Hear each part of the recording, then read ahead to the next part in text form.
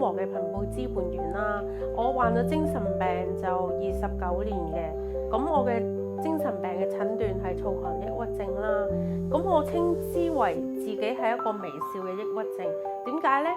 因為我不嬲喺人哋面前嘅形象嘅感覺都係一個開心果啦，好中意講笑，好幽默啦。但係其實內裏自己，譬如好抑鬱啊，有時情緒低落啊，有時病發，自己就會察覺到咯，但係人哋未必會察覺到咯。變咗呢啲就好難去俾人哋發現，俾人哋明白咁樣咯。咁同埋我以前試過有4次嘅自殺經歷。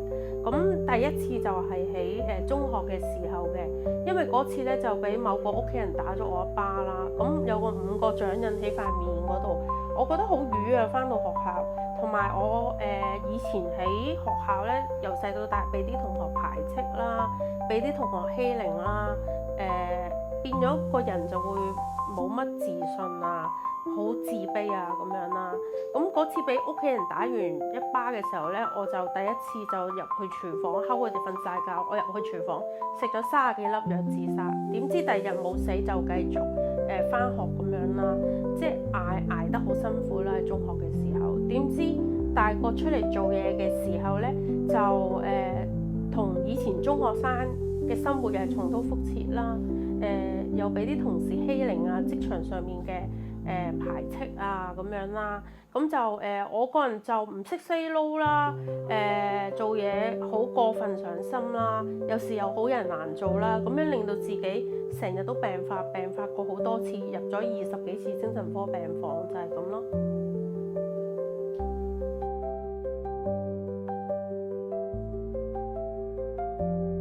我做貧富支援員都做咗12年啦。其實我係香港第一代嘅貧富支援員嚟嘅，嗰陣時叫貧富支援幹事。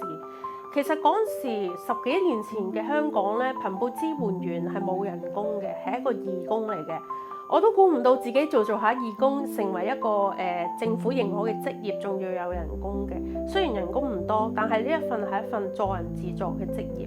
我覺得我好有興趣去做，尤其是返工嘅時候，有時會遇到一啲自殺嘅 case 嘅。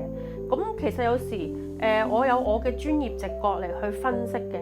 其實有陣時你探訪咧都好着重一個貧富支援員嘅經驗同埋佢嘅應變能力。當有個 case 同你講話想自殺，你係點樣去處理咧？咁同埋做貧富支援員咧，令我覺得咧可以幫助到啲同路人，我覺得好有意思。